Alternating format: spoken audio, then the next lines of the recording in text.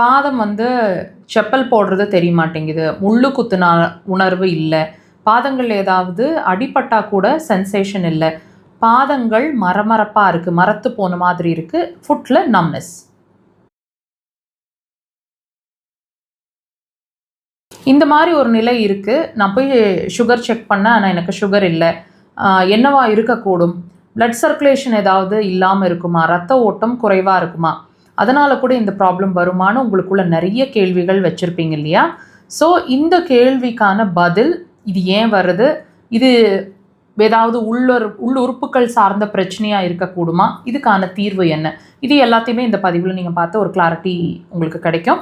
முழுசாக இந்த பதிவை பாருங்கள். இப்போ இந்த மாதிரி பாதங்கள் சம்மந்தமான பிரச்சனை இருக்குது அப்படிங்கிறத நீங்கள் ஒரு வியாதியாக கன்சிடர் பண்ண வேண்டாம். ஆனால் அது ஒரு வியாதியோட வெளிப்பாடாக கண்டிப்பாக கன்சிடர் பண்ணணும். எந்த உறுப்பு சார்ந்த, நல்ல கவனிங்க, 2 உறுப்புகள் மேஜராக இதில் வந்து ப்ளே பண்ணுது. அதாவது மண்ணீரல், அடுத்தது இரைப்பை. இந்த ரெண்டில் எந்த ஆர்கனில் ப்ராப்ளம் இருந்தாலும் சரி, அதில் 2லேயுமே ப்ராப்ளம் இருக்குது அப்படின்னாலும் சரி, ஃபஸ்ட்டு விஷயம் உங்கள் பாதங்களில் தான் காட்டும். என்ன ப்ராப்ளமாக இருந்தாலும், அதாவது இரைப்பை சார்ந்த விஷயம், சரியாக பசிக்க மாட்டேங்குது, ருசிக்க மாட்டேங்குது, அதிகமான பசி இருக்குது, சரியாக சாப்பிட முடியல, நல்லா பசிக்குது ஆனால் என்னோட இன்டேக் ரொம்ப குறைவாக இருக்குது, அப்பப்போ தான் சாப்பிட்ற மாதிரி இருக்குது, வீட்டில் இருக்கிறவங்க திட்டுவாங்க அதனால் நான் டைமுக்கு சாப்பிட்றேன், இந்த மாதிரி நீங்கள் சரியாக சாப்பிட முடியல அல்லது பசி சார்ந்த விஷயங்கள், இதில் ஏதாவது ஒரு பிரச்சனை கண்டிப்பாக இருக்கக்கூடுங்க. இது முதல் விஷயம், அதாவது இரைப்பை, ஸ்டமக் சார்ந்த பிரச்சனை.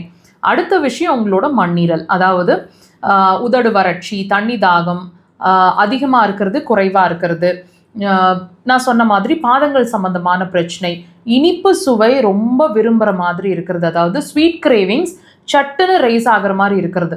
நீங்கள் சொல்லலாம் நான் சாப்பிட்றதில்ல, அது உங்களோட கண்ட்ரோலை பொறுத்தது, ஆனால் உடம்பு சொல்லும் அது வேணும், அது கிரேவிங்ஸாக கேட்கும். இது எல்லாமே உங்களோட மண்ணீரல், அடுத்தது இரைப்பை, 2ம் சம்மந்தமான பிரச்சனையோட அறிகுறிங்க. ஸோ இது 2ம் வீக் ஆகிட்டுருக்கு அப்படிங்கிறதுக்கான ஒரு சிம்டம் தான் நான் சொன்ன விஷயங்கள், கூடுதலாக நீங்கள் உணர்ந்துட்டுருக்கிற பாதம் சம்மந்தமான விஷயம். ஸோ இது 2யுமே நம்ம ட்ரீட் பண்ணணும் அப்படின்னா கண்டிப்பாக நீங்கள் உங்களோட சிம்டம்க்கு இம்பார்ட்டன்ஸ் கொடுங்க. உங்களோட பிரச்சனையை சால்வ் பண்ண ட்ரை பண்ணாதீங்க, பிரச்சனையும் சால்வ் பண்ணணும். எப்போ உங்களோட பிரச்சனையோட காரணத்தை நம்ம சரி பண்ணோம்னா நீங்கள் சஃபர் ஆகிட்டு இருக்கிறது கண்டிப்பாக ஒரு சொல்யூஷனுக்கு வரும். அதுக்கு அக்குபஞ்சர் ஒரு சிறந்த தீர்வாக இருக்கும். கண்டிப்பாக ட்ரை பண்ணுங்கள்.